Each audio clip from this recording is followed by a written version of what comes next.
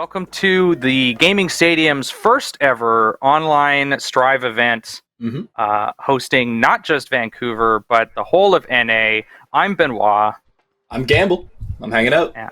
And we're both going to be hanging out with you tonight. So we're going to hop right into this real quick. And our first feature match is going to be Princess Slim, and I know she's not from Vancouver, versus POROGASM.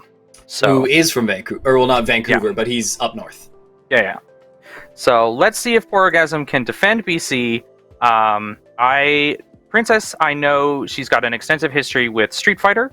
One of those people that was really a student of the game, and who understood sort of the value of being minus, but being at the right spacing. So she's rocking that Axel, and we've got POROGASM on Nagoriyuki.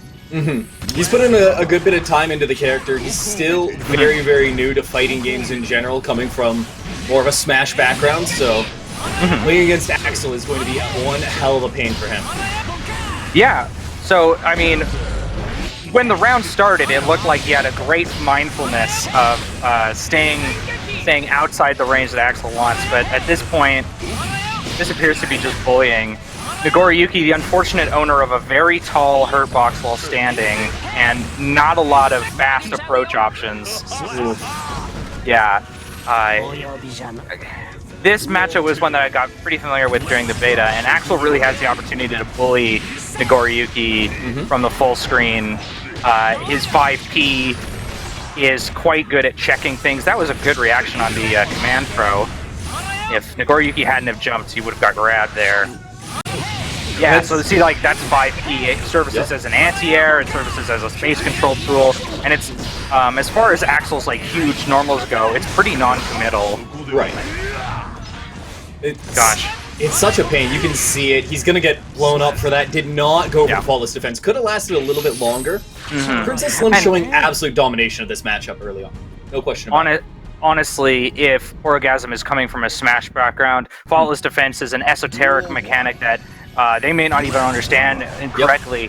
But if you can defend using your meter in Guilty Gear, and you can avoid chip damage, which sometimes is necessary to prevent otherwise checkmate scenarios.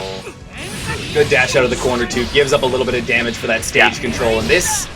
So that return Rensen into that knockdown sets up a meaty overhead that, if it hits, you can just convert off of. So Princess really just showing us, like, the basic loop that you want to engage with an Axel, and it's honestly going to be entirely up to POROGASM to break the cycle. Oh, there we go. There we go. Blood-sucking universe. Baits the burst, but doesn't quite get what he needs off of it.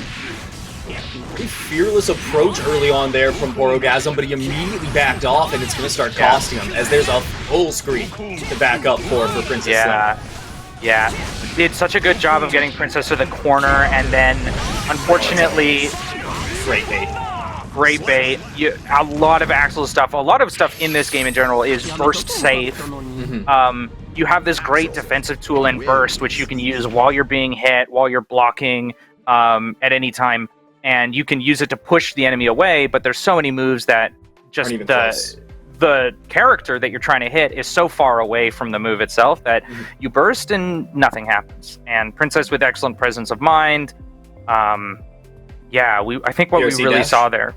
Nice. Yeah. I think what we really saw there is POROGASM got a little too eager, got that good blood-sucking universe, didn't know quite how to safely apply pressure after the blood-sucking universe knockdown, and gave Princess an opportunity to get out of the corner. And it's like, once you have Axel in the corner, you really have to double down on keeping her there, or keeping Axel in the corner. Like, you can't, you've worked so hard to get that advantage, and you have to keep it as much as you can. And it's that shade tougher in this game. You know, there's the wall break, so you're going to have to give up that corner for damage. Do you try and read a tech off the wall? Probably not. I think you just cash in and hope that you can use a super for hard knockdown somewhere during that wall combo, but it's tough.